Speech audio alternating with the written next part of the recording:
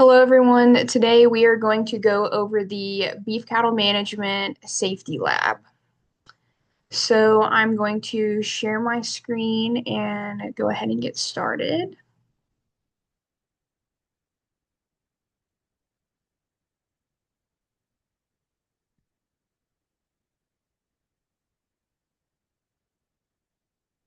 Okay, so you can follow along in your notes as I am going, and you will use this to complete the management safety assignment. So just kind of a little introduction. Regardless of the types of animals you handle, safety is the most important thing. Injuries occur when someone does not expect it. So I can think of several times in my life when we've been handling cattle, and some people are just so comfortable around cattle. They've worked with them so much that they drop their guard, and that's when someone gets hurt or something goes wrong, unfortunately. All animals should be considered unpredictable. A lack of knowledge of animal behavior leads to putting people in dangerous situations. Thousands of animals related injuries occur every year, some even result in death. Um, those do not overlook the importance of livestock safety. So, we need to understand animal behavior in order to prevent injury to the handlers and animals. So, animal experience includes hunger, thirst, fear, illness, injury, and strong maternal instincts. Animals can develop behavioral patterns such as kicking or biting. Handlers should be aware of animal behavior and take necessary safety precautions. So, in order to prevent handlers getting hurt and animals getting hurt, we must understand animal behavior. So, in horses and mules, they're obviously either going to kick or bite. They usually kick out to their side and kind of around to the back, while cattle kick forward and out to the side. They have a tendency to kick towards a side with pain from inflammation or injuries. Cattle are usually colorblind and they have poor depth perception. So this could kind of relate back to like loading and unloading cattle, depending on how high the floor of a trailer is up off the ground. They could have some problem loading and unloading out of a trailer because they cannot tell how far they are above the ground sometimes. These vision characteristics result in an extreme sensitivity to contrasts, which cause animals to balk at shadows or rapid changes from light to dark. So that could be like, for example, if it's dark outside and say that the trailer has lights in it, they can have a hard time deciphering between the ground and the floor of the trailer and loading because they have a hard time seeing the difference between like light and dark. So, understanding animal behavior, livestock with young exhibit maternal instincts. These animals usually are more defensive and difficult to handle. When possible, allow the young to stay as close as possible to the mother when handling. So, I'm sure if most of you have had any experience when working cows with young calves. They can be a little bit difficult just because their maternal instincts have kicked in and they're wanting to protect and make sure that their calves do not get hurt when being worked. So, most animals have a strong territorial instinct. Most developed a very distinct or comfortable attachment to areas such as pastures and barns, water troughs, or worn paths that they follow every day, and feed bunks. So, they are very comfortable in these areas. And when handlers or predators or anything come into these areas, they can get very like defensive. Forcible removal from these comfort areas cause animals to react unexpectedly. Other behavioral considerations, moving or flapping objects can disrupt handling. A cloth or a coat swinging in the wind or turning fan blades can often cause animals to balk. So that's a perfect example of the whips that have like the flags on them when moving cattle are really often used because they kind of like scare them a little bit and they try to get away from it. So that's why those are really often used when moving cattle. Yelling should be kept at a minimum when working cattle to enable the animal to feel secure. So, like I said earlier, if you've ever had any experience when working cattle, it can be a very stressful time, and a lot of people are known to get a little angry and maybe holler a little bit. But that's just kind of rile everything up and make all the animals kind of feel unsafe and probably a little bit scared. Other behavioral considerations: be cautious around animals that are blind or deaf on one side. Animals will favor that side and can suddenly swing around to investigate disturbances. If you're standing too close, a person could easily be knocked down or trampled, obviously, because they cannot see or hear. Animals respond to the way that they are treated. So draw upon past experiences when reacting to a situation. Animals that are chased, slapped, kicked, hit, or frightened when young will naturally fear when being approached. So I'm sure everyone has heard of this, like the fight or flight zone. So all animals have a safety zone, and this is their flight zone. So if you enter their flight zone, they're going to try to get away from you. The size of an animal's flight zone is dependent upon the animal's degree of tameness. So if you enter an animal's flight zone and it's super tame, it's obviously probably not going to try to run away from you. But if it is a little ranchy, it's probably going to run away from you. The factor sizes include genetics, rearing environment, health of the animal, size of the enclosure, and just like we talked about, previous handling experiences. If they've had good handling experiences, they're probably not going to run away from you. But if they have had some bad handling experiences from individuals, they're probably going to run away from you.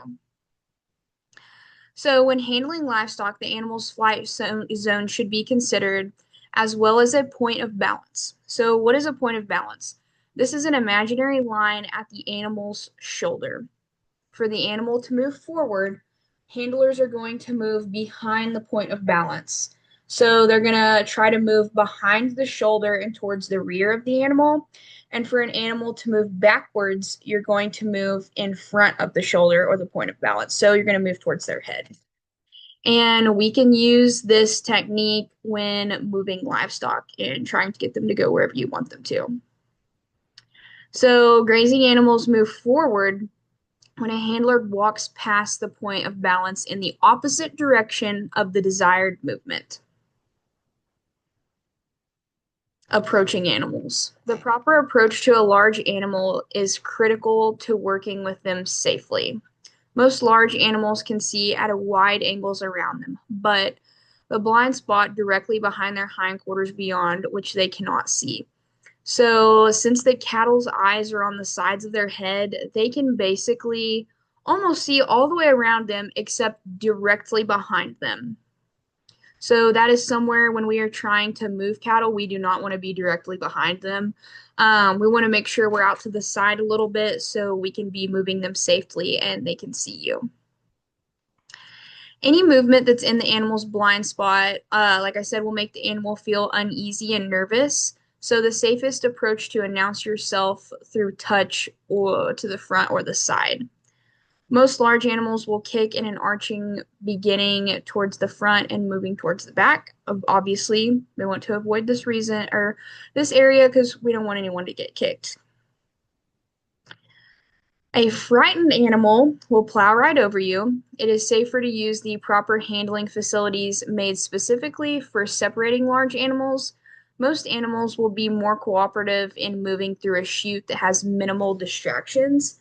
Um, Obviously, we might not always have the facilities to not be in the same pen or lot as an animal. So, unfortunately, people might get ran over sometimes. So, but it is probably always easier to work large animals in a safe, like working facility. When you are inside a handling facility, always leave yourself an escape route. So always be looking for um, a gate or a panel that you can use to escape if something unexpected does happen, so you can have a safe spot to get out of. Try to avoid entering a small enclosure with animals unless it is equipped with a gate. Never prod animals that have no place to go. Facilities and equipment. What can you do to prevent animal injuries? Um, this helps with proper equipment and handling facilities. Larger animals need particular equipment that are able to restrain them for general maintenance or health, such as giving shots, palpating for pregnancy, all that good stuff. Pins should be equipped with a man gate or other means necessary for to escape. Crowding animals into sorting or working chutes should be done with crowd gates. Catwalks along chutes and alleys eliminate the need for working in the alley. Walking or working surfaces should be free of tripping and slipping hazards for both animals and workers. Eliminate protrusions and sharp objects, um, just kind of for the safety of the handlers and the animals to make sure that no one gets hurt. Lighting in the handling and housing facilities should be even and diffuse. Bright spots mixed with shadows in alleys and crowding pens will often cause cattle to balk.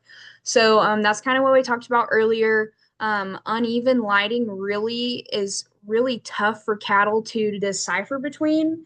So they will often be really scared of those spots where the lighting is a little bit off, and you will not get them to move through those areas or even get them close to. Guard moving parts of a hydraulically operated squeeze chute and tilt table. Loading ramps and handling chutes are often, it's often best to have solid sided walls so animals cannot see distractions on the outside. Sight reduction equals lower stress levels, which often or leads to a calming effect on animals. Cattle have a tendency to move from a dimly lit area to a more brightly lit area. Providing this light does not hit them directly in the eyes. A spotlight directed on the ramp will often keep animals moving. Loud and abrupt noises, such as banging metal, can obviously stress out livestock. Installing rubber bumpers on gates and squeeze chutes can help reduce noises. Handling facilities should be painted all one color. Livestock likely to balk at sudden change in colors or textures. All livestock tend to refuse to walk over things such as drains, gates, hoses, puddles, shadows, and any change in texture or surface of the flooring. To reduce risk of falls in large livestock, provide slip-resistant footing for working and livestock with roughened concrete ramp and floor surfaces. So the use of livestock handling tools is very important. I kind of already touched on this a little bit, but the first one we'll talk about is paddles and flags, preferred to use with moving and sorting livestock. Electric prods should be used minimally, only used by trained individuals.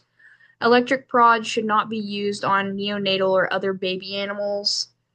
Electric prods or any other movement aid should never be used on sensitive areas. So this kind of includes face, rectum, testicles, vulvas, or ears.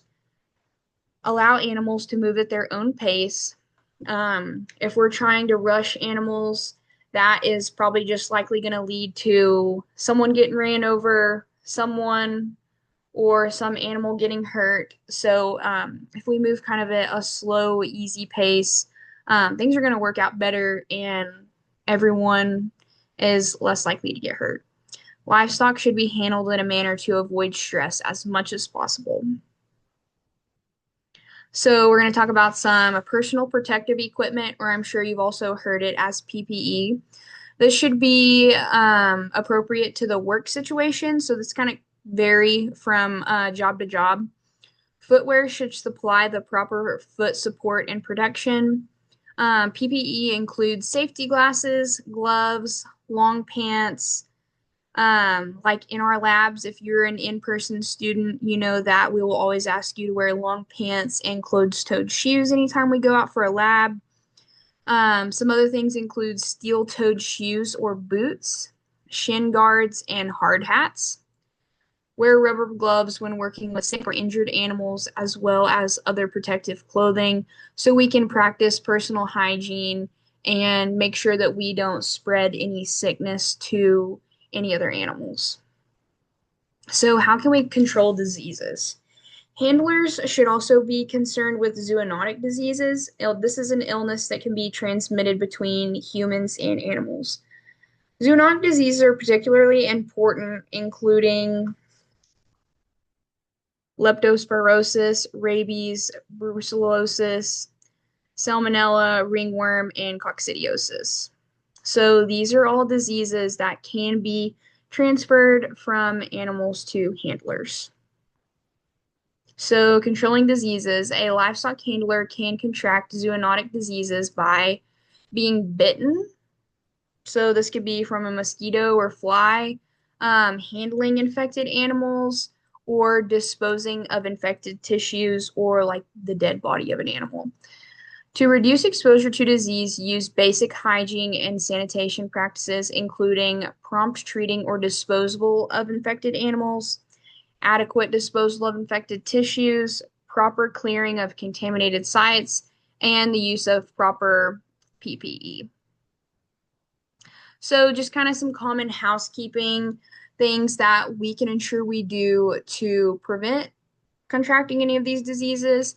Keep your work area clean and free of debris to provide a safe working environment. Check for and eliminate any sharp corners or protrusions in walkways. Check to ensure all latches and levers cannot fly open easily. Clean concrete ramps and floors regularly to prevent slips and trips. Keep pitchforks and other sharp tools stored properly out of walkways.